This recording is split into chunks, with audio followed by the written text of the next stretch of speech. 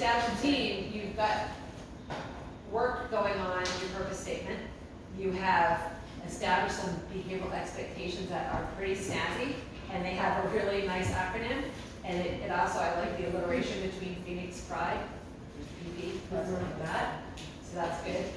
You've thought a lot about it. You've incorporated the cultural context of your community. You've thought about what translates well.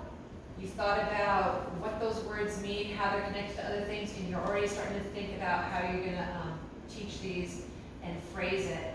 And I hope we're still thinking about, we just talked about the educator buy-in piece, but how are students going to incorporate this? How are they going to feel about this? Are they going to have buy-in on this as well? Maybe they have great ideas going on. My little mind, if this was a 6-year-old Samantha, I'd already be like doing a phoenix with the feathers with the words. You know, how are they going to be involved in this process as you roll it out? Are they going to be able to do some of the artwork around these signs? Things to consider. So, teaching the expectations in the context of the school setting, that's where we are right now.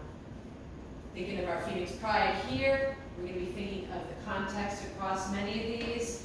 During the pandemic, we did a lot of work on the virtual context as well. Now, we're not in the pandemic anymore, but where do kids live? They live on social media, they live on the internet.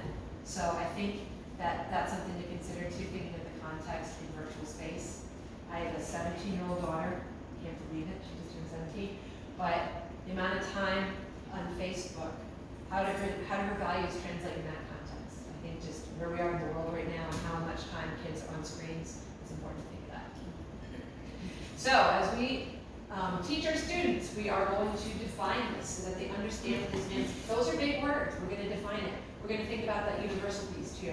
How are we going to have pictures around this? We're going to have defined in different languages.